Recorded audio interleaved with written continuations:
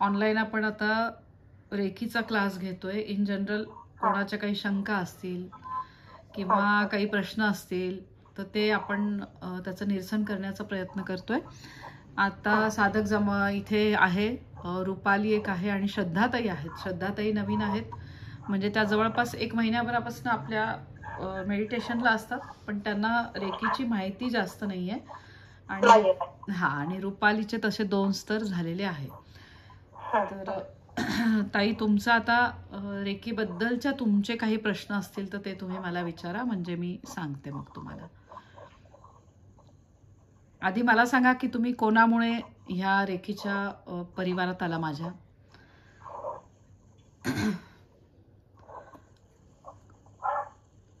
हा, श्रद्धाताई तुम्ही सांगा की तुम्ही कशा आला ह्या रेकी परिवारात? अनुराधा बत्की माझ्या वेनबाई आहेत, त्यांच्यातर्फे मी आले. बरं, अनुराधाताई माझ्याकडनं रेकी स्तर 3 ची दीक्षा घेऊन गेल्या आणि त्यांना त्याचे अनुभव खूप छान येत आहेत. परवाच त्यांच्याशी माझं बोलणं झालं.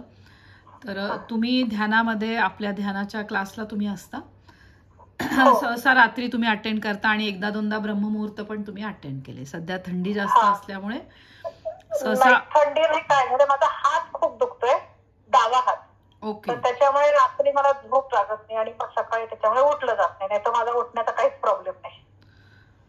बरं, आता आधी आपण तुमच्या हाताचं दुखायचं आपण थोडंसं कारण बघूया.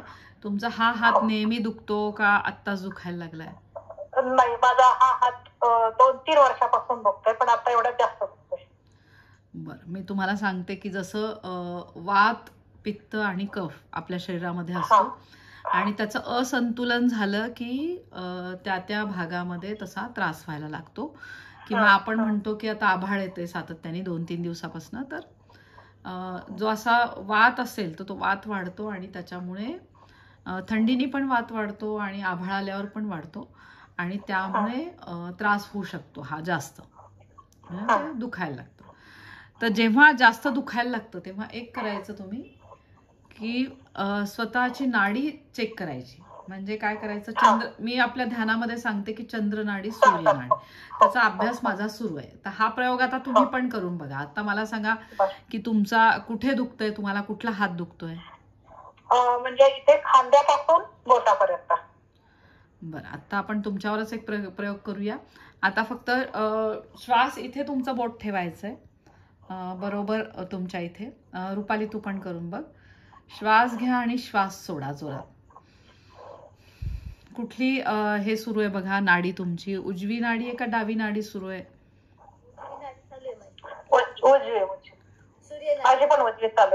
हा, आता काय करायचं, उजवी नाकपुडी ताई बंद करायची आणि डावीने श्वास घ्या, डावीने श्वास सोडा. ही क्रिया तुम्ही 5 वेळा लक्ष देऊन करा.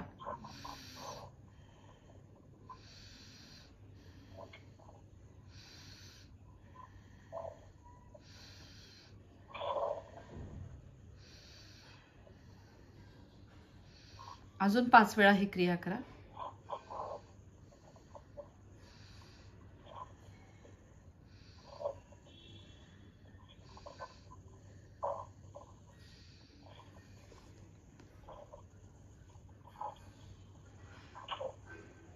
आता ताई तुम्ही चेक करायचंय तुमचं हाताचं दुखणं, म्हणजे कसं वाटतंय तुम्हाला.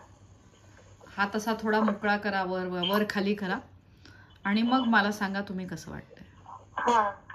आता बऱ्यापैकी कमी वाटतंय थोडं. काय करायचं, हा, रेकी सोबत आपण आता नवीन टेक्निक पण शिकतोय. तर थोडक्यात आपण चंद्रनाडी आणि सूर्यनाडी याच्यावर अभ्यास सुरू केलेला आहे. जेव्हा तुमच्या शरीरामध्ये कुठेही काही एकदम दुखत असेल, ते तुमच्या फक्त खाण्यामुळे हे तयार झालेलं असतं. वात किंवा पित्त वगैरे सगळं. सहसा वाताने आपल्याला त्रास होतो आणि तिथे कळ येते किंवा दुखायला लागतं. कधी आपलं डोकं दुखत असेल किंवा शरीरामध्ये कुठेही काही कळ येत असेल, त्यावेळेस समजून घ्यायचं की हे फक्त वात असंतुलन झालेलं आहे, वायू असंतुलन झालेलं आहे. त्यावेळेस फक्त चेक करायचं की कुठली आपली नाकपुडी सुरू आहे, उजवी नाकपुडी आहे का डावी नाकपुडी. आणि समजा आता तुम्ही सांगितलं मला दोघींनी की तुमची उजवी म्हणजे सूर्यनाडी सुरू होती, मग मी तुम्हाला काय सांगितलं, तुमची चंद्रनाडी ऍक्टिव्हेट करून घ्या, उजवी बंद करा, जी सुरू आहे ते बंद करा. जी सुरू आहे ती बंद करायची आणि दुसऱ्या नाकपुडीने श्वास घ्यायचा आणि आधी 5 वेळा सांगितला, परत 5 वेळा सांगितला आणि मग मी तुम्हाला म्हटलं की ताई तुम्ही आता चेक करा तुम्हाला कसं वाटतंय, तर तुम्हाला लगेच मोकळं वाटायला लागलं. तर आता हा प्रयोग सगळ्यांनी लक्षात ठेवायचा. जेव्हा दुखत असल्यावर केला तरी चालणार आहे. हा, दुखत असल्यावर आता ताई नेहमी लक्षात घ्यायचं. समजा आता तुमचा हात बऱ्याच वर्षापासूनच तुमचं दुखणं आहे. जेव्हा जास्त दुखायला लागतो ना ताई, तेव्हा लगेच श्वास चेक करायचा, श्वास घ्यायचा, श्वास सोडायचा आणि कुठली नाडी सुरू आहे ते बघायचं. समजा चंद्र नाडी सुरू असेल तर चंद्र नाडी बंद करायची, डावीने उजवीने श्वास घ्यायचा, उजवीने सूर्य नाडीला ऍक्टिव्हेट करायचं. म्हणजे चेक करायचं दुखायला लागल्यावर जी नाडी सुरू असते ती बंद करायची आणि दुसऱ्या नाकपुडीने श्वास घ्यायचा, श्वास सोडायचा. हा आपण नाड्यांचा अभ्यास सुरू केलेला आहे. त्याच्यामध्ये मला जी माहिती मिळाली ती मला शेअर करायची होती, म्हणून मी आता तुम्हाला सांगितलं की ताई तुम्ही आता हे करून बघा. तर आता दिवसभरात दोघींनी हा प्रयोग करून बघा, म्हणजे रुपाली तू पण आणि ताई तुम्ही पण, की आपल्या शरीरामध्ये वाताचं असंतुलन झालं, वायूचं असंतुलन झालं की तो भाग दुखायला लागतो. म्हणजे जसं डोकं पण एकदम कोणाचं दुखायला लागतं, ते म्हणतात अरे माझं डोकं दुखायला लागलं. तर हा उपाय सगळ्यांनी करून बघायचा की आधी आपला श्वास चेक करायचा, श्वास घ्यायचा, जोरात श्वास सोडायचा आणि जोरात श्वास सोडल्यावर तुम्हाला लक्षात येईल कुठला स्वर तुमचा सुरू आहे, उजवा स्वर आहे का डावा स्वर, म्हणजे सूर्य नाडी आहे का चंद्र नाडी. आणि मग त्यावेळेस तुम्ही काय करणार, फक्त जी नाडी सुरू आहे ती बंद करायची आणि दुसऱ्या बाजूने श्वास घ्यायचा, श्वास सोडायचा जोपर्यंत तो त्रास कमी होत नाही. आणि हा खूप लगेचच तुम्हाला इफेक्ट देणारा उपयोग म्हणजे आहे. वाटतंय ना चांगलं. कारण माझा पण अभ्यास सुरू आहे आणि माझ्या स्वतःवर पण मी हा प्रयोग करतेय, तर मलाही लगेचच हा फरक जाणवला. दिवसातून 2-3 वेळा केलं तर चालेल? हो, आरामात ताई, आरामात करू शकता. आता सगळ्यांना मी शिकवतेय की चंद्र स्वरावर तुमचं लक्ष घेऊन या. अर्चना तुझा स्पीकर एक ऑफ करशील, मी बोलते तुझ्याशी पण, आणि 1च मिनिट मला वेळ द्या फक्त.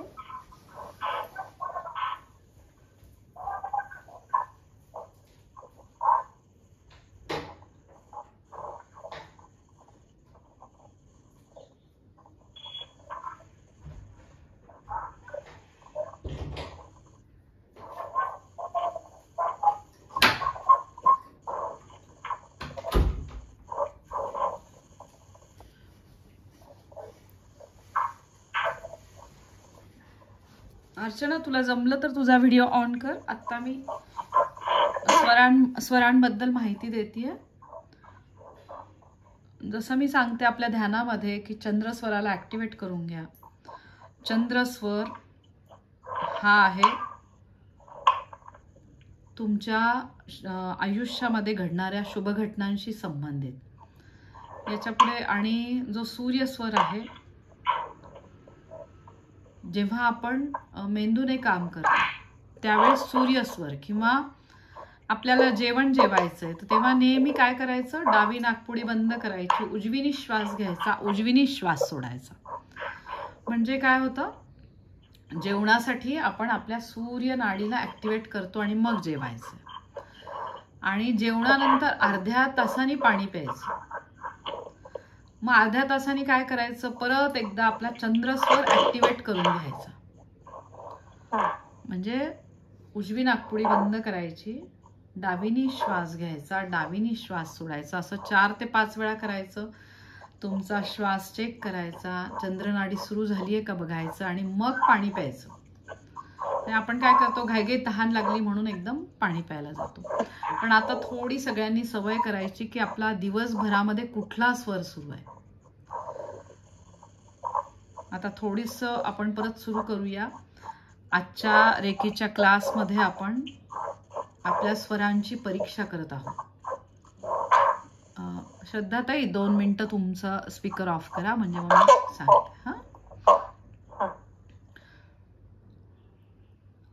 अर्चना, मी जे आता सांगते ती स्वरांची माहिती सांगतेय की रेकी ध्यानासोबत आपल्याला स्वराकडे लक्ष देणं पण खूप गरजेचं आहे.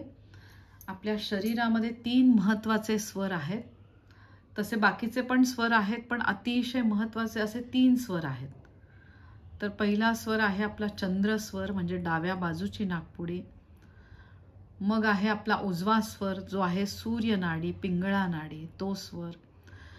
आणि शरीराच्या मध्यस्थानी आहे सुषुम्ना नाडीच्या आतमध्ये, तो आहे त्याला सुषुम्ना नाडीच म्हणतात. तर तो सुषुम्ना स्वर आपण त्याला म्हणतो. म्हणजे चंद्र नाडी, सूर्य नाडी आणि सुषुम्ना नाडी. दर 1 तासाने आपला स्वर बदलत असतो. साधारण असं आपलं शरीरशास्त्र आहे की 1 तासाने आपलं स्वर बदलत असतो. तर आता याच्या पुढे सगळ्यांनी लक्ष द्यायचंय. मी जेव्हा सांगते ध्यानामध्ये की चंद्र स्वराला ॲक्टिवेट करून घ्या, म्हणजे आपल्या आयुष्यामध्ये ज्या ज्या शुभ घटना आहेत, आपण कुठलं कार्य करायला घेतोय, नवीन वास्तू, आपण तिथे नवीन वास्तूमध्ये पूजा करतोय, कुठल्या प्रकारची चांगली पूजा, दिवसाची सुरुवात, किंवा आपण म्हणू शकतो की पैशाचे व्यवहार असतात. तर ह्या सगळ्या गोष्टी करण्यासाठी आपण काय करायचं, चंद्रस्वराला ॲक्टिवेट करून घ्यायचं. म्हणजे डावीनी श्वास घ्यायचा, डावीनी श्वास सोडायचा. ही क्रिया 5 वेळेला करून घ्यायची. आणि सगळ्यांनी एक सवय करून घ्यायची की दिवसभरामध्ये माझा कुठला स्वर सुरू आहे. मधनं अशी ती सवयच लावायची. थोडं श्वास घ्यायचा खोल आणि श्वास सोडायचं. मग तुम्हाला लक्षात येतं की अरे कुठला स्वर सुरू आहे. आता हळूहळू ती सवय होईल तुम्हाला. कारण मी गेल्या मला वाटतं 3-4 महिन्यापासून मी घेते की चंद्रस्वर ॲक्टिवेट करून घ्या, चंद्रस्वर. पण त्याची आयडिया अजून कोणाला येत नाहीये. तर माझा पण अभ्यासच सुरू आहे. तर त्याच्यामध्ये 3 स्वरांमधला महत्त्वाचा स्वर आहे चंद्रस्वर, आणि तो आहे आपल्या मनाशी संबंधित. म्हणजे जेव्हा आपलं मन शांत असतं त्याद्वारे चांगल्या गोष्टी घडायला लागतात. म्हणून आपण काय करतो, कुठलंही चांगलं कार्य करण्यासाठी आधी चंद्रस्वराला ॲक्टिवेट करून घेतो. हा झाला चंद्रस्वराचा पार्ट. आता चंद्रस्वर हा संबंधित आहे चंद्रनाडीशी, चंद्रग्रहाशी. म्हणजे तुम्ही बघाल की जेव्हा आपण चंद्रग्रहाकडे बघतो आपल्याला खूप छान बघत बसावंसं वाटतं, हो की नाही. म्हणजे खूप शांत वाटतं की नाही आपल्याला चंद्राकडे बघून. पौर्णिमेचा सुंदर चंद्र, मग तो प्रकाश आपल्याला छान वाटतो. तर त्या चंद्रनाडीचा संबंध आहे तुमच्या शरीरातल्या उष्णतेशी आणि शांत मनाशी. जेव्हा तुम्हाला खूप उष्णता शरीरात जाणवत असेल तेव्हा उजवी नाकपुडी बंद करायची, डावीनी श्वास घ्यायचा, डावीनी श्वास सोडायचा. तर त्यावेळेस काय व्हायला लागतं, तुमच्या शरीराला आतनं शीतलता मिळायला लागते. आता सूर्यस्वर म्हणजे उजव्या बाजूचा स्वर, ज्याला पिंगळा नाडी म्हणतात आणि ज्याद्वारे आपल्या शरीराला उष्णता मिळते. ह्या बघा अग्नी कसा असतो, अग्नी तत्व म्हणजे आपल्याला दाह होतो. म्हणजे हो की नाही. अग्नी म्हटल्यावर आपल्याला माहिती की आपण अग्नीपासून लांब असतो, किंवा पण आपल्याला माहिती आहे की अग्नी खूप गरजेचा पण आहे. मग उजव्या नाडीला काय म्हणतात, सूर्य नाडी, अग्नी तत्व, जी अग्नी तत्वाशी संबंधित आहे. आणि कोणामुळे आपल्याला हा अग्नी प्राप्त होतो, तर सूर्यनारायणांमुळे. आणि पौष महिना सुरू आहे म्हणून आपण सूर्यनारायणांची पूजा करत आहोत, सूर्यनमस्कार रोज घालत आहोत आपण. का तर थंडीचे दिवस आहेत, जेव्हा अग्नी तत्वाला आपण वाढवतो त्यावेळेस जे काही थंडीमुळे त्रास असतात ते त्रास कमी होण्यासाठी आपण आपल्या आतल्या शरीरातल्या अग्नी तत्वाला वाढवत असतो. मग ह्या ब्रह्मांडामधल्या सगळ्यात मोठ्या अशा शक्ती म्हणजे सूर्यदेव आणि चंद्रदेव. त्यांना मी देव म्हणतेय कारण ते आपण त्यांना देवत्व दिलेलं आहे. आपल्याला ते समोर दिसतात देव, हो की नाही. आणि आपण आपल्या याच्यामध्ये पूजेमध्ये आपल्याला आपण सूर्यदेव म्हणजे सूर्यग्रहाचा आणि चंद्रग्रहाला आपण स्थान दिलेलं आहे उच्च स्थानी. तर सूर्य नाडी म्हणजे उजव्या बाजूची नाकपुडी, जेव्हा तुम्हाला ती तुमच्या मेंदूशी संबंधित आहे. मग मेंदूनी आपण कशी वेगवेगळी काम करत असतो.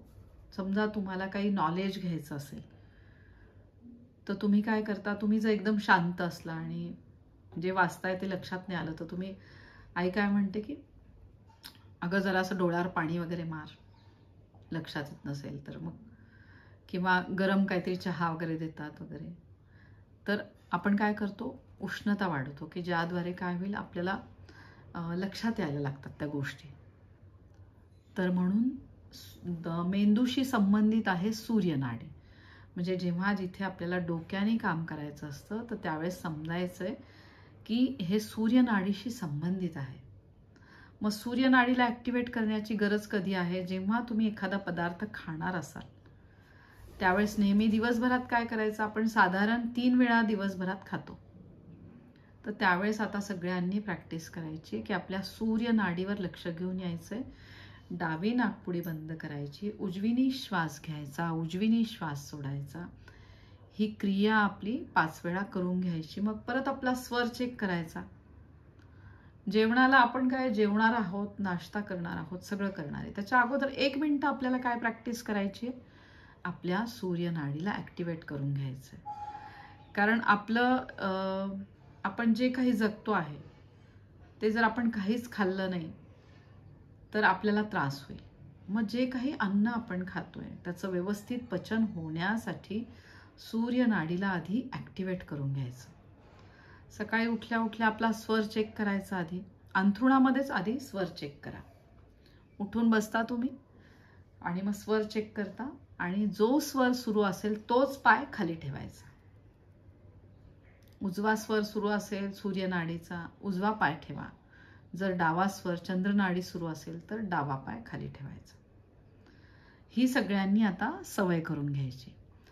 आणि पौष महिना सुरू आहे म्हणून सांगते, आपल्या कॅलेंडरमध्ये दिलेलं असतं सूर्योदयाची वेळ.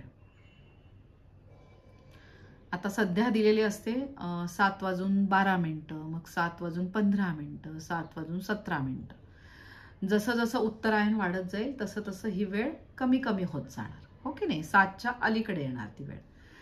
तर तुम्ही आंघोळ केलेली असो किंवा नसो, पण आता एक सवय लावायची आहे. जसं आपण अंथरुणामध्ये चेक केले की आपली नाडी कुठली सुरू आहे, त्याप्रमाणे आपण काय करायचं, ती वेळ बघायची कॅलेंडरमध्ये. आज सूर्योदयाची वेळ काय आहे. त्या वेळेला छान पाणी भरून घ्यायचं. तुम्ही काय छान तांब्या घेऊ शकता, काही घेऊ शकता, आणि सूर्याला जाऊन अर्घ्य द्यायचं.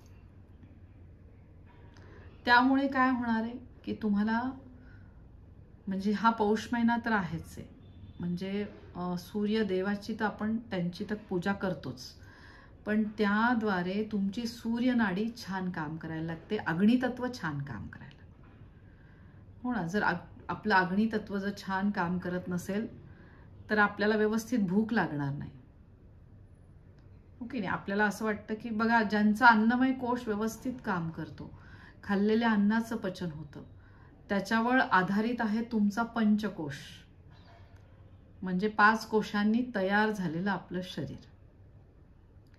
तर म्हणून सगळ्यांनी लक्षात घ्यायचंय की सूर्योदयाची जी वेळ आहे ती कॅलेंडरमध्ये बघायची. त्या वेळेला उठून तुम्ही तुमच्या बाल्कनीत जा आणि तिथे जाऊन तुम्ही सूर्याला अर्घ्य द्यायचंय. मग तुम्हाला जो सूर्यदेवांचा मंत्र येत असेल तो तुम्ही म्हणू शकता, किंवा मनापासून ओम ह्राम सूर्याय नमः हा सोपा मंत्र म्हटला तरी चालेल. तर हे सगळ्यांनी आधी आवर्जून करायचं. एक तर उठल्या उठल्या पहिली गोष्ट काय करणार आहे तुम्ही, स्वर चेक करायचा. आणि मग स्वर चेक केल्यानंतर जो स्वर सुरू आहे तोच पाय तुमचा खालवायला, तोच जमिनीवर टेकवायचा. आता इथे तुम्ही अजून एक करू शकता की उठल्या उठल्या आपण काय करतो, आपल्या हाताला बघून कराग्रे वसते लक्ष्मी पूर्ण श्लोक म्हणतो.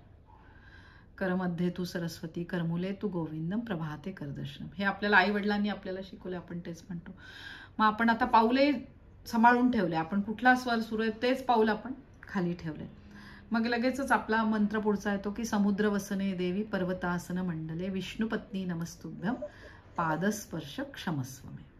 हा पुढचा मंत्र आला. असं मी तुम्हाला सगळं मंत्रच नाही सांगणार, पण एक सहसा आपण आता ती हॅबिट झाली आपल्याला, हो की नाही, चांगली सवय. आणि मग तुम्ही वेळ बघायची जाऊन कॅलेंडरमध्ये. तुम्ही सकाळी उठला असेल तर त्याची काही गरज नाही, थोडासा उशिरा असतो आता सूर्योदय, पण ती वेळ बघून ठेवायची आणि त्या वेळेला सूर्याला अर्घ्य द्यायचंच. आणि तुमची भावना पूर्ण अशी पाहिजे की ह्या सूर्य देवतेमुळे हे सगळी सृष्टी जागृत झालेली आहे. म्हणजे तुमच्या मनातले भाव पण खूप महत्त्वाचे आहेत. की ह्या सूर्यदेवांचे मी खूप खूप आभार मानते, ज्यामुळे सगळी सजीव निर्जीव सृष्टी अगदी छान कार्यरत झालेली आहे. जसे पक्षी छान किलबिलाट करायला लागतात, आपल्याला प्रकाश वाटतो. जसं पावसाळ्यात जर सूर्य उगवला नाही तर आपल्याला खूप म्हणजे नको वाटतो, अंधार पण नको वाटतं, आहे की नाही. म्हणजे जेवढे गरजेचं सूर्यप्रकाश आहे तेवढाच गरजेचा चंद्रप्रकाश पण आहे. एखाद्या वेळेस आपण आता परवा जसं आभाळ आलेलं होतं, खूप वेळ चंद्र दिसला नाही, कालचीच परवाचीच वेळ, तर आपल्याला वाईट वाटलं, अरे पौर्णिमेचा एवढा छान चंद्र आणि आपण बघू नाही शकत. तर म्हणजे ही आता आपण सवय करून घ्यायची की दिवसभरात आपला स्वर चेक करायचा आणि त्याप्रमाणे आपल्याला थोडंसं आपल्या कामामध्ये चेंज करायचं. आता हे केलं तुम्ही सूर्यनाडीसाठी. आणि आपलं रेकीचं ध्यान पण असतं, त्यावेळेस मी तुम्हाला सांगते की चंद्रनाडीला ऍक्टिव्हेट करून घ्या डाव्या बाजूच्या नाकपुडीला. आता पुढचं मी तुम्हाला सांगितलंय की समजा कोणाला काही दुखत असेल शरीरामध्ये, कुठे एकदम कळ यायला लागते, कधी कधी तुम्ही बघा एकदम उचकी लागते किंवा ठसका लागतो कोणाला, तर आपण म्हणतो अरे कोणीतरी आठवण काढली असं म्हणतो. किंवा आपल्याला एकदमच ठणकायला लागतं, कुठे पायाला ठणकायला लागतं किंवा डोकं दुखायला लागतं. कुठे शरीरामध्ये काही दुखायला लागलं की लगेचच तेव्हा काय करायचं, आपला स्वर चेक करायचा. म्हणजे आपलं बोट बरोबर नाकपुडीच्या समोर ठेवायचं, खोल श्वास घ्यायचा आणि खोल श्वास सोडायचा. त्याच्यामध्ये आपण चेक करायचं की आपला कुठला स्वर सुरू आहे. समजा आता मी चेक केलं तर माझा उजवा स्वर सुरू आहे म्हणजे सूर्यनाडी, की लगेचच ती बंद करायची नाडी. जी नाडी सुरू आहे ती बंद करायची. चेक करा आपला आपला स्वर. जी नाडी सुरू आहे ती बंद करायची आणि बंद करून मग अपोजिट साइडनी तुमचा श्वास आणि उच्छ्वास करा. इथे लक्षात येतंय का तुम्हाला कुठली नाडी सुरू आहे? येतंय ना आता लक्षात? तर लगेचच अपोजिट नाडीने तुमचा श्वास घेतला गेला पाहिजे आणि श्वास सोडायचा आहे. आणि जो तुमचा दुखणारा भाग आहे तो नक्कीच त्याच्यामध्ये फरक पडतो. जो आधीसारखा दुखत असतो तो दुखायचं थांबतं. तुमच्या जर डोकं दुखत असेल तर ते डोकं दुखायचं पण थांबतं. तर इतका हा प्रभावी उपाय. श्रद्धाताई तुम्हाला आता कसं वाटतंय सांगा? हा, आता पहिल्यापेक्षा बरं वाटतंय. माझा हात असा मागे जात होता. हा, आता ही क्रिया ताई तुम्ही दिवसभरात एक 3-4 वेळेला आरामात करा, जास्त वेळा केला तरी चालेल. आणि मग मला सांगा, कारण आपल्या शरीरामध्ये वायूचं असंतुलन झाल्यावरच हा त्रास होतो. आणि हळूहळू तुमचा तो त्रास पूर्ण जाणार आहे. तर हे झालं सूर्यनाडी आणि चंद्रनाडी. आणि जेव्हा जेव्हा तुम्ही खायला पदार्थ घेणार आहात, दिवसभरात 3 वेळा आपण खायला घेतो, तर त्यावेळेस नेहमी लक्षात ठेवायचं की आता याच्या पुढे सवय करायची, खायला घेतलं की स्वर चेक करायचा, सूर्य नाडीला ऍक्टिव्हेट करून घ्यायचंय. म्हणजे काय करायचं, डावी नाकपुडी बंद करायची, उजवीनी श्वास घ्यायचा, उजवीनी श्वास सोडायचा. 5 वेळा क्रिया केल्यानंतर तुमचा स्वर चेक करून घ्यायचा, सूर्य नाडी ऍक्टिव्हेट झालीये का, आणि मग तुम्ही तुमचं जे काही खाणं असेल ते घ्यायचं. आणि ज्या काही पिण्याच्या गोष्टी आहेत, म्हणजे तुम्ही पाणी पिताय, ज्यूस पिताय, काही घेताय, त्यावेळेस लक्ष द्यायचंय की आपला चंद्रस्वर सुरू आहे का. नसेल तर सुरू करून घ्यायचं. आता मी तुम्हाला टेक्निक शिकवली आहे, अगदी सोपी टेक्निक आहे की तुम्हाला जो स्वर सुरू करून घ्यायचा आहे त्याच्या अपोजिट साईडला तुम्ही काय करणार, प्रेस करणार की तुमचा तो स्वर सुरू होऊन जातो. आणि मध्ये तुमचा सुषुम्ना स्वर काही वेळा करता असतो. तर सुषुम्ना स्वर असा त्यावेळेस सहसा कुठली कार्य करायची नाही, दोन्ही नाड्या तुमच्या इक्वल चाललेल्या असतात, त्यावेळेस शांत राहायचं एकदम. त्यावेळेस सहसा काय करत, अगदी थोड्या वेळासाठी सुषुम्ना नाडी आपली सुरू असते. तर चंद्रस्वर आणि सूर्यस्वरावर जास्त लक्ष घेऊन यायचं. तिन्ही स्वर महत्वाचे, पण त्यातल्या त्यात चंद्रस्वर आणि सूर्यस्वर. आणि जेवणानंतर लक्षात ठेवायचं, अर्ध्या तासानी चंद्रस्वर ऍक्टिव्हेट करूनच पाणी प्यायचं. याच्यात कोणाला डाऊट आहे का काही?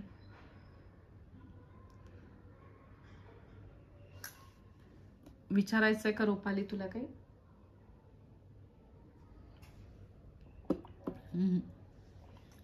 अनम्यूट व्हावं लागेल तुला. तुझा म्यूट आहे स्पीकर. करून बघू का मी इकडनं रुपाली? इकडनं. हा आता झालंय. हा नाही नाही, एक मिनिट. तू हँड रेस, एक मिनिट मी तुला हे करून बघते. नाही अनम्यूट नाही होते. ओके, तुला तुझ्याकडनंच करावे लागेल. हा आता आलं. ओके ओके, हा बोल. जेवताना मध्ये पाणी पितो ना, हा तेव्हा चालतं. तेव्हा तेव्हा नाही ना करायचा? नाही तेव्हा नाही, तेव्हा थोडंसंच पाणी प्यायचं, एक तर जास्त पाणी नाही प्यायचं. किंवा ताक तुम्ही घेत असाल तर तेही चालतं. हां, जेवणाबद्दल सूर्यनाडी चालू करायची. जेवणाच्या अगोदर, काही खाण्या अगोदर. तुम्ही सॉलिड फूड खाताय जेव्हा, काही पदार्थ लिक्विड तुम्ही घेताय तेव्हा तुम्हाला डावा स्वर पाहिजे. म्हणजे पाणी पिताय, मेन पाणीच आपण पितो ना, तर तेव्हा डावा स्वर सुरू करायचा. आता तुम्ही म्हणाल की एखाद्या वेळेस लागलंय तुम्हाला जोरात काही, म्हणजे काही खरचटलं किंवा लागलं वगैरे, तर त्यावेळेस तुम्ही स्वर नाही चेक करणार आहे. मग त्यावेळेस तुम्ही काय कराल, तुमचे जे उपाय आहेत, मलम लावायचं, हे लावायचं, ते करणार आहात. मी तुम्हाला सांगते की तुमच्या खाण्याच्या पदार्थामुळे जेव्हा तुम्हाला वात वगैरे तयार होतो, शरीरामध्ये कळ यायला लागते, डोकं दुखायला लागतं, त्यावेळेस तुम्ही हा प्रयोग करायचा आहे. आता खूप लोकांना ॲसिडिटी होते, तर ॲसिडिटीचं मेन कारण आहे की तुम्ही अवेळी खाणं. अवेळी म्हणजे चंद्रनाडी सुरू आहे आणि एकदम तुम्ही उष्ण पदार्थ खाल्ले, तर त्यामुळे ते त्रासदायक होतात. आपल्या शरीराला जे चांगलं आहे असेच पदार्थ घ्यावे एकतर. तर त्याच्यामध्ये तुम्ही ॲसिडिटी न होण्यासाठीच जेवणाच्या अगोदर सवयच करून घ्यायची की सूर्यनाडीला सुरू करून घ्यायचं. मग तुमच्या जेवणाचे पदार्थ घ्या आणि try to avoid spicy food. ज्यांना ॲसिडिटीचा त्रास होतो, अजून ॲसिड वाढतं ना मग. आणि सुरुवातीला जेवणाची सुरुवात करतानाच तुम्ही मसाल्यानी वगैरे भरपूर असं नका करू. तुम्ही साधं अन्न घ्या, जसं आपल्याकडे वरण भात वगैरे आधी घेतात, किंवा पोळी आणि साधी भाजी अशी तुम्ही खा. कारण मी बघते बऱ्याच लोकांना ॲसिडिटीचे त्रास होतात, पण तरी त्यांना मसाल्याचं खायला पाहिजेच असतं. तर ट्राय टू अवॉइड, म्हणजे ॲसिडिटी होऊच नये त्यासाठी मसाल्याचे पदार्थ तुम्ही टाळा. तुम्ही तिखट खा, मग त्याच्यामध्ये तुम्ही थोडीशी हिरवी मिरची घेऊ शकता, पण जे आपल्या शरीरासाठी चांगले पदार्थ आहे ते आवर्जून घ्या.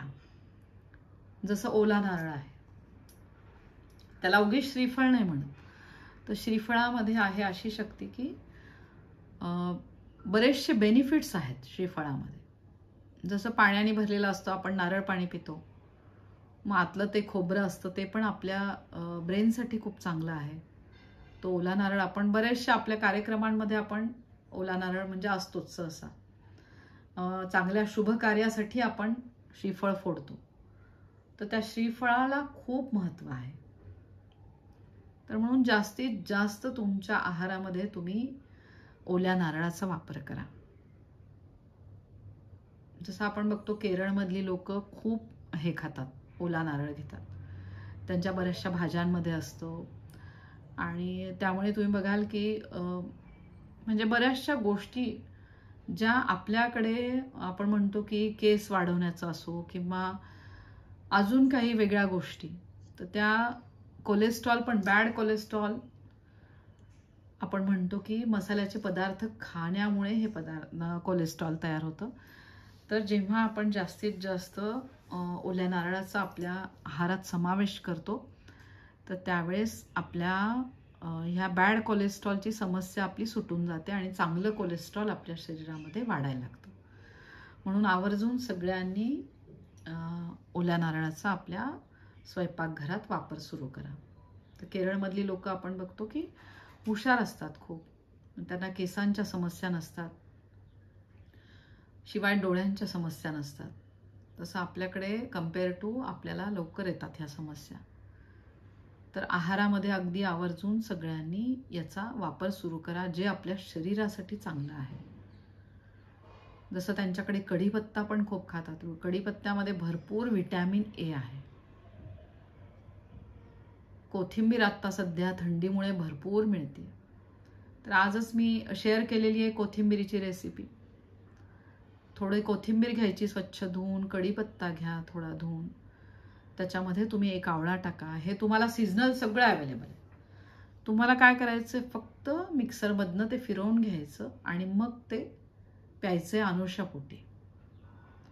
त्याच्याने तुमच्या किडन्या तर स्वच्छ व्हायला लागतातच, पण शिवाय तुमच्या शरीराला थंडावा मिळतो आतनं आणि नॅचरली व्हिटॅमिन ए तुम्हाला मिळायला लागतं, जे तुमच्या डोळ्यासाठी चांगलं आहे.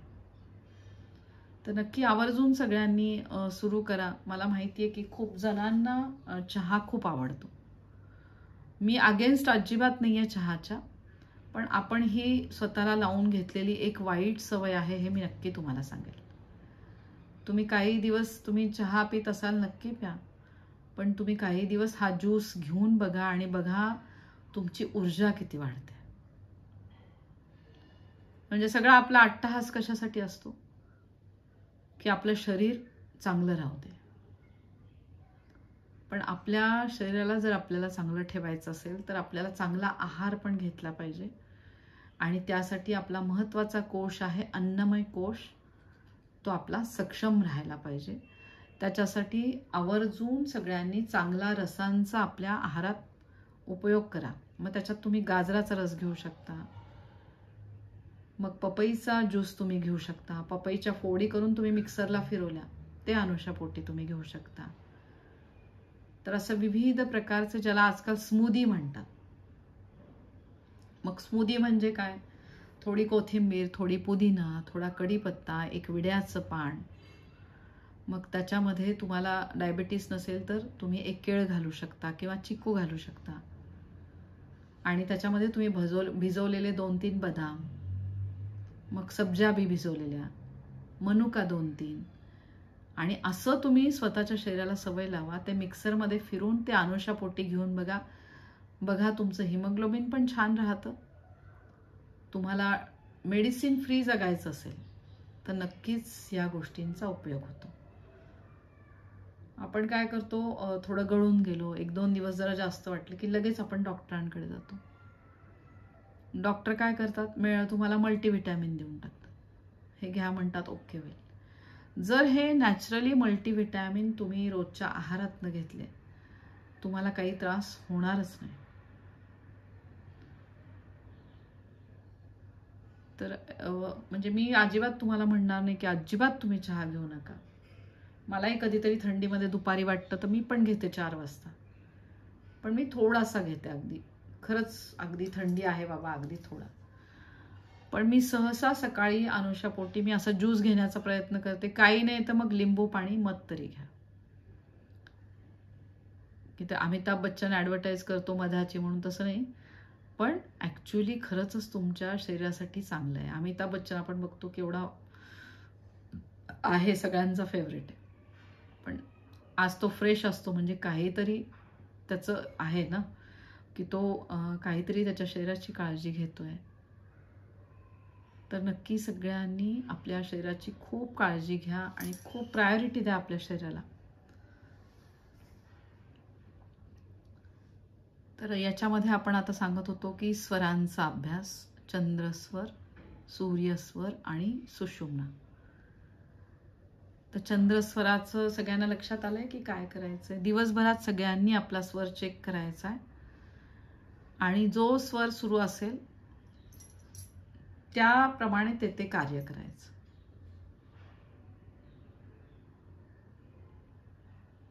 अर्चनाला काही लक्षात येतंय का नाही येते? तुझ्या बाजूला तुझा मुलगा बसलाय का? त्याला लक्षात येतंय का काही?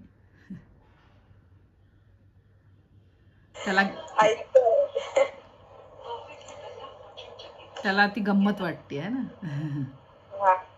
नाही, त्याच्या ते डोक्यावरनं जाईल सगळं, फक्त तू डोक्यात घे, त्याला तुझ्या डोक्यातनं नको जाऊ देऊ. हा, चांगलं आपण चांगलं एक अभ्यास वाढवतोय, त्याच्यासाठी आज आपण क्लास ठेवला. ॲक्च्युली मला विचारायचं होतं की रेकी शिकल्यानंतरचे काय काय अनुभव आहे, पण मी जो अभ्यास माझा चाललाय मला असं वाटलं की त्याच्याबद्दल तुम्हाला माहिती द्यावी. जसा मी अभ्यास करते गेल्या 2 महिन्यापासून, तसं मला असं वाटलं की तुमचा पण अभ्यास सुरू होऊ दे आता. तर आपण म्हणतो तसं स्वरांचं शास्त्र, त्याचा अभ्यास आपण करतोय. अर्चना, तुला काही विचारायचंय का? तू हँड रेज केला होतास. नाही का? बरं.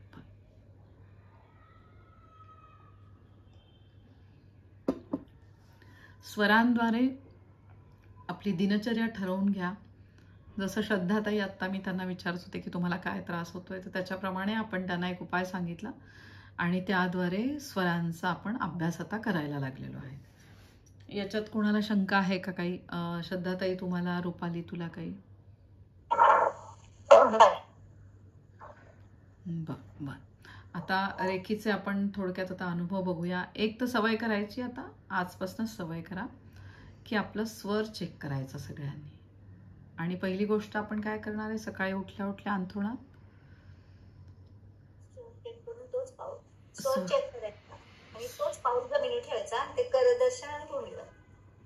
बरोबर, अगदी बरोबर रुपाली. आणि मग त्यानंतर अर्ध्य कंपल्सरी द्यायचं सूर्याला. पौष महिना सुरू आहे आणि पूर्ण अगदी मनापासनं खूप आभार मानायचे, म्हणजे सूर्यग्रहाचे आभार मानायचे, अग्नी तत्वाचे आभार मानायचे, मनापासून नमस्कार करायचा. ही दुसरी गोष्ट झाली. आणि तिसरी गोष्ट म्हणजे काही खाण्या अगोदर तुम्ही तुमचा स्वर चेक करायचा. सूर्य स्वर सुरू आहे का, चंद्रस्वर. सूर्यग्रह सूर्य तत्व आपलं सुरू करून घ्यायचंय उजवी नाकपुडी आणि मगच अन्न ग्रहण करायचं. आणि चंद्रस्वर म्हणजे खाल्ल्यानंतर अर्ध्या तासाने तुम्ही जे काही घेणार आहे पाणी, ते चंद्रस्वर ॲक्टिवेट करून घ्यायचा. डावीने श्वास घ्यायचा, डावीने, आणि मग त्याप्रमाणेच पाणी प्यायचं मग चंद्रस्वर ॲक्टिव्ह झाल्यावर. आणि दरवेळेस श्वास चेक करायचा. मी आता तुम्हाला सांगितले कसा चेक करा. रेकी घेण्या अगोदर पण आपण चंद्रस्वराला ॲक्टिवेट करून घेतो, कारण आपल्या शांत मनाशी संबंधित आहे चंद्रस्वर. आणि जेव्हा डोक्याने काही काम करायचं असतं त्यावेळेस सूर्यस्वर किंवा खाण्याची क्रिया मेन सूर्यस्वराद्वारे होते. आणि मग त्यामुळे आपलं अन्नपचन व्यवस्थित व्हायला लागतं. आता सगळ्यांनी लक्ष द्यायचं आहे की विसर्जन क्रिया ही रोजच्या रोज अगदी व्यवस्थित झाली पाहिजे. म्हणजे त्याच्यात जर कॉन्स्टिपेशन होत असेल तर तुम्हाला लक्ष देणं गरजेचं आहे की तुमचं कुठे खाण्यामध्ये काय बदल करायला पाहिजे. नॅचरली कसं तुम्हाला एक झालं शक्य, ज्याला डायबिटीस नाही त्यांनी आवर्जून एक केळ खायचंय. केळ हे एक असं फळ आहे की ज्यामुळे तुमचं इंटेस्टाईन क्लीन राहतं. आता सकाळी जेव्हा तुम्ही काही खाण्या अगोदर लिंबू पाणी मध घेता तेव्हा तुमचं पोटही छान साफ व्हायला लागतं. किंवा आवळा जेव्हा घेता तर आवळाही त्याचं महत्त्व खूप आहे की आवळ्यामुळे तुमचं विसर्जन म्हणजे जी प्रक्रिया आहे ती व्यवस्थित होते. तर सगळ्यांनी आपलं पोट कसं व्यवस्थित राहील त्याकडे लक्ष द्यायचे आणि विसर्जन क्रिया झालीच पाहिजे रोजच्या रोज. जसं हे शरीर आहे त्या शरीराला आपल्याला चांगलं ठेवायचं आहे. तुम्ही भले मनुका भिजत घाला, रोज पेरू खा, डाळिंब खा, गाजर खा, ज्याच्यामध्ये भरपूर फायबर्स आहेत. आवर्जून तुमच्या आहारामध्ये त्याचा समावेश करायचा आहे. गाजर बघा, सध्या थंडीमुळे गाजरही खूप छान मिळतात. किसून तुम्ही हलवा नक्की करा आवडतो म्हणून, पण गाजराची कोशिंबीर आवर्जून करा. असं गाजराचं प्रमाण तुमच्या आहारात नक्की घ्या. पोट साफ होण्यासाठी आपण म्हणू शकतो की अळीवाचे कंद छोटे असे मिळतात, त्याला अरवी म्हणतात. तर अरवी त्याच्यामध्ये भरपूर प्रमाणामध्ये आयोडीन आहे. तर अरवी तुमच्या आहारामध्ये तुम्ही समावेश करू शकता. ज्याप्रमाणे बटाटे उकडतात त्यामुळे ते स्वच्छ धुवायचे, त्याला माती असते, ती माती निघून जाते. आणि मग तुम्ही ते अरवी उकडायची आणि ती अरवी उकडून अरवीची भाजी पण होते किंवा तुम्ही तुमच्या कटलेटमध्ये ते वापरू शकता. फक्त त्याच्यामध्ये वापरताना थोडंसं कोकम त्यात मिक्स करायचं किंवा भाजी जरी केली तर त्याच्यामध्ये थोडंसं कोकम घालायचं. आणि जेव्हा तुम्ही अशी बटाट्याच्या भाजीसारखी पण अरवीची भाजी करतात, हे तुम्ही तुमच्या आहारात समावेश केला तर त्याच्याने ज्यांना कोणाला कॉन्स्टिपेशनचा त्रास होतो तो निघून जातो. शिवाय दुधी भोपळा पण खूप फायबर्स आहेत दुधी भोपळ्यामध्ये. दुधी भोपळ्याची भाजी जरी तुम्ही घेतली, आळूची झाली, दुधी भोपळ्याची झाली भाजी, तर याच्यामध्ये काय भरपूर प्रमाणामध्ये फायबर आहे आणि ज्याच्यामुळे विसर्जन व्यवस्थित होतं. तर अशा भाज्यांचा समावेश, आणि फायबर खूप गरजेचं आहे तुमचं पोट साफ होण्यासाठी.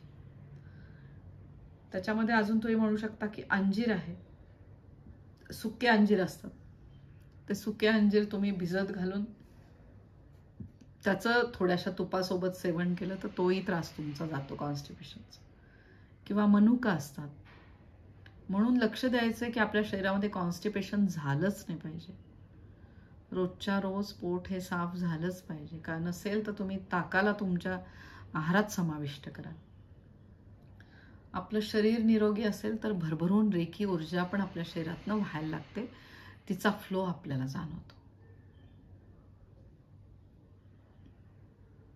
तर याच्यामध्ये आता तुम्हाला काही विचारायचं आहे का, म्हणजे काही कोणाला त्रास आहे का? मी सांगितलं की शरीरामध्ये कुठे तुम्हाला जर काही त्रास होत असेल तुमच्या खाण्यामुळे, कुठे कळ येत असेल, कुठे हात दुखत असेल, वातामुळे एखादा पाय आखडून जातो, त्यावेळेस स्वर चेक करायचा. जो स्वर सुरू आहे त्याच्या अपोजिट स्वराला ॲक्टिवेट करायचं.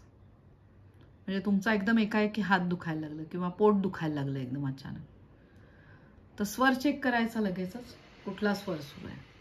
उजवा स्वर सुरू असेल तर लगेचच उजवी नाकपुडी बंद करायची, डावीने श्वास घ्या, डावीने श्वास सोडा. ही क्रिया 5 वेळा करून घ्यायची. आणि मग तुम्ही बघा तुम्हाला जिथे कुठे दुखत असेल ते पूर्णपणे कमी व्हायला तर मदतच होते नक्कीच. आता श्रद्धाताईंना जसा फरक पडला तसा फरक आपल्याला पडायला लागतो. तर अतिशय महत्वाचे शरीरामधले 3 स्वर, त्याची माहिती आपण बघितली. वातावरणामुळे तेव्हा पण केले तरी चालतं का? आपण स्वरांचाच अभ्यास करतोय ना, तर त्यामुळे केलं तरी चालते का? हो. म्हणजे गाडी अपोजिट चालू करायची. आता हे तुम्ही कोणालाही सांगू शकता, म्हणजे आपल्या मुलांना वगैरे.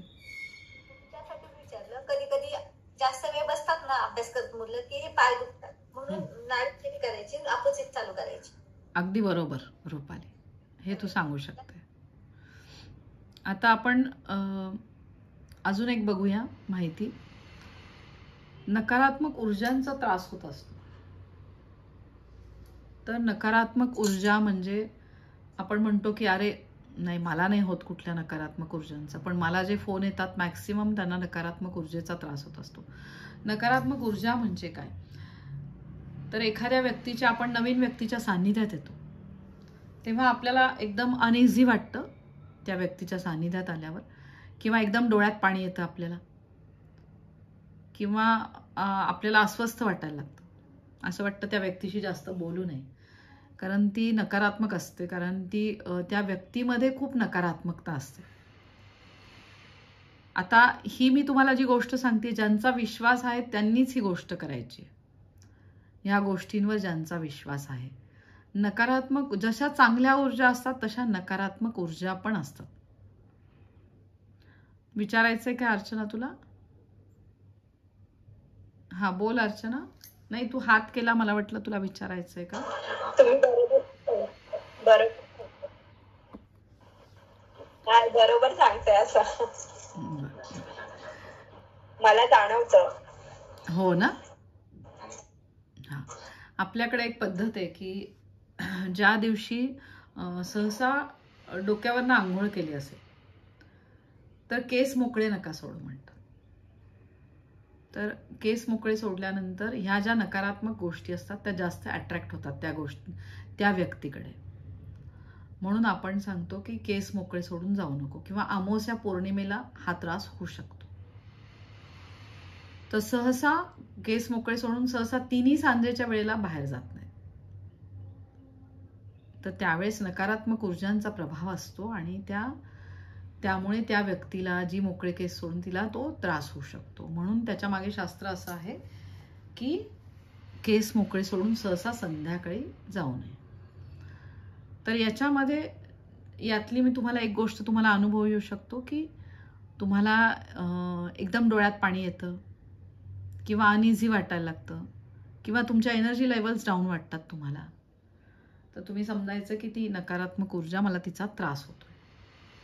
तर त्यावेळेस तुम्ही काय करायचं आहे, तर संध्याकाळच्या वेळेला पहिली गोष्ट म्हणजे एक तर दालचिनीची पूड नेहमी तुमच्या घरात ठेवायची. दालचिनी तिला मिक्सरमध्ये काढून ठेवायचं. दालचिनीचे तुकडे मिळतात लांब लांब, त्याची पूड करून ठेवा. आहे ना, पूड केलेली आहे ना? पावडर मिळते आणखी नाही. हां, पावडर मिळते. दालचिनीची आजकाल पावडरच मिळते. ती दालचिनीची पावडर घ्यायची, मग भीमसेनी कापूर घ्यायचा आणि लवंगा घ्यायच्या 5. ह्या लवंग आणि दालचिनी यांच्यामध्ये अशी शक्ती आहे की ते नकारात्मक ऊर्जा तुमच्या घरामधनं काढून टाकायला मदत करतात. इतके हे छान. आपल्यामध्ये दालचिनीचा वापर नेहमी असतो, म्हणजे आपल्या बऱ्याचशा पदार्थांमध्ये दालचिनी असते. तर तुम्ही संध्याकाळच्या वेळेला तुमचं दिवे वगैरे लावून झालंय, सगळं झालंय, तर त्यावेळेस तुम्ही काय करायचंय की एका दिव्यामध्ये तुम्ही कापूर लावू शकता, भीमसेनी कापूर. दिवा किंवा असं ते असतं ना कर्पूर आरतीचं फिरवायचं, हां कर्पूर आरतीचं ते, तर त्याच्यामध्ये तुम्ही भीमसेनी कापूर लावायचा आहे. तो कापूर लावल्यानंतर त्याच्यात तुम्ही टाकायची दालचिनीची पावडर आणि त्या 5 लवंगा टाकायच्या. आणि 5 लवंगा घेताना बघून घ्यायचं की त्याचे फुल कंप्लीट आहेत ना, हां म्हणजे व्यवस्थित छान आहेत का त्या लवंगा ते बघून. आणि मग ते दिवे लावून तुमचं झाल्यावर ते त्यात टाकायचं आणि पूर्ण घरामध्ये फिरवायचं. तुम्हाला लक्षात येईल की तुमच्या घरामधनं ती नकारात्मक ऊर्जा कमी झालेली आहे. तर हा उपाय नक्की सगळ्यांनी करायचा आहे. ज्यांना घरामध्ये नकारात्मक ऊर्जा जाणवतीये, मला घरात आलं की अस्वस्थ होतं. मग तुम्ही कोणी कोणी म्हणतं की अरे माझ्या घरामध्ये काय झालंय काय माहिती, पण मला दृष्ट लागल्यासारखं झालंय घर, तर त्यावेळेस तुम्ही ही गोष्ट करायची. तर दालचिनीमध्ये अशी ती शक्ती आहे. दालचिनी झाली, भीमसेनी कापूर झालं, लवंग आहे की त्याच्यामुळे या नकारात्मक गोष्टी त्याच्यापासून